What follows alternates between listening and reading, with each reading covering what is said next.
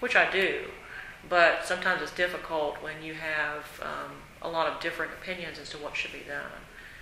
Sometimes I do things that aren't popular. I raise rates. I say, I got to raise your rates. I'm going to raise your water rate. And we have raised rates recently because we have aging infrastructure. We have new regulations that come into effect.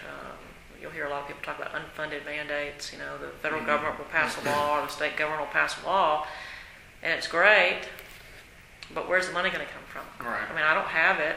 I've not been having to do it, but now I've got to go put in $1 million worth of equipment, and I've got to go borrow that money, and now I've got to raise my rates to pay the debt service. So I think from that perspective, I guess you have to have a little bit of thick skin.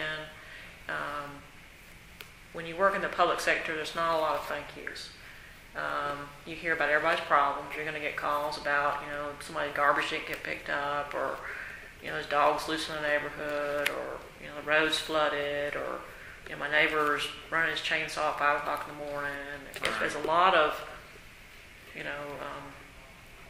get a lot of complaints. Occasionally you have somebody who says thank you, or somebody's really excited about a program that you're doing or something that you're doing. But it's hard. Being in the public sector is hard, especially right now. The economy's bad. People are struggling. I'm raising rates when people are getting laid off and people's homes are getting foreclosed on, and it's not a great time to be raising rates. But I've got capital I've got to do. I've got new regulations coming into play that I've got to meet. I've got aging water plant. I've got an aging spillway at my reservoir. I've got major capital projects that have to be done. So it's very challenging to be in the public sector, and I think that every city is different. Every whether it's city government or county government, or where, I don't know what y'all's ambitions are as to what kind of public arena y'all want to get into. I mean, have y'all thought about? I've thought about it. I would like city work, administrative position, something like this. I've always been interested in that. What about you? I was going more for state, just maybe Senate or something. What about you? I'm a journalism student. I'm just taking this class for fun. Okay. Well, I think there's a little bit more autonomy at the state level. At the local level, people know your name, they know your mama, they know your daddy, they've known you your whole life. I mean, I grew up in Auburn. My father was a professor. I moved away for 14 years, consulted for 8 years, and I worked for a private utility for 6 years, and I moved home. And it's different coming back, and when people have an expectation, they'll call you at home. Really? Complaining that their water's off, or they'll call you at home and tell you that the water hydrant down the road's leaking, or so it just comes with the territory. You mentioned like the new regulations. I mean, like, you guys don't really have any breathing room when it comes to that kind of thing. Like, so the unfunded mandates come down and you have to do them, right? We have to do them.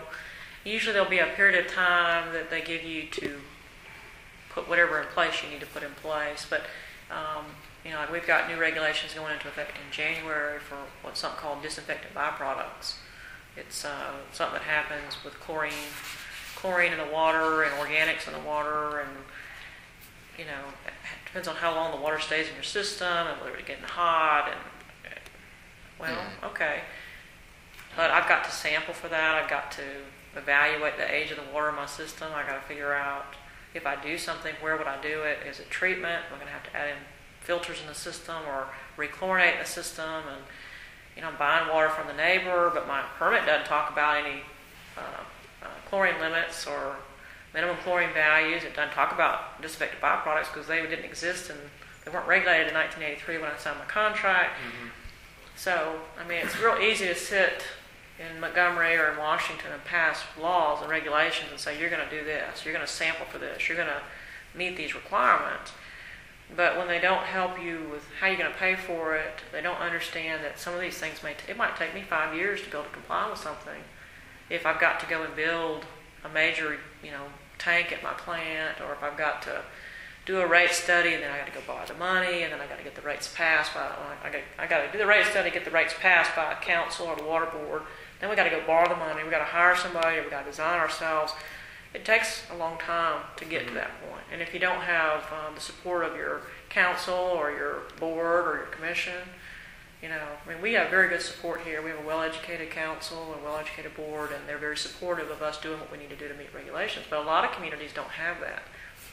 You know, they have a lot of Alabama. You've got shrinking tax base. You got businesses closing down. You've got, you know, they have limited funds.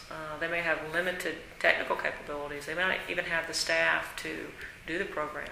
The stormwater regulations are a good example of that. There's a lot of new stormwater regulations that are out there for you know, runoff going to creeks and things like that. We have some staff. We've been working since 2003 to put our program together, but this year some major rule changes happened. And a lot of communities had not even started preparing for that. And we've been preparing for 7 years, hiring, developing a program, starting to do what we need to do. And a lot of cities didn't do anything. And then all of a sudden, the rules change. They become even more stringent. They don't even have staff on board to do the work. And so you get yourself in a situation. We're very proactive here. This is a well-educated community. That's another thing. If you're in public service, if you're a well-educated community with a lot of retirees, they have a lot of time on their hands. They're very inquisitive. Yeah. They show up at your meetings. They ask questions. They're good questions. But each community is different. Some communities, people don't care. Some communities, they hate everything you do. It doesn't matter what you're doing. It doesn't, you know, every community is going to be different. Right. But this is a very well-educated community, and then you have a lot of university faculty, you have a lot of retired faculty, and a lot of people move back to Auburn when they retire. So it's a little different here. The expectations are very high here. When other than with like just voters and getting the word out about some of these regulations and a lot of like the strain they're putting on the department, is there a way, like, is there any way that you can express some of these concerns, like to I guess to the person who would be enforcing the rules? Is there any way that you could say this is not possible because of these reasons? There are. Typically, when a new rule comes into effect, there'll be a public hearing of some type.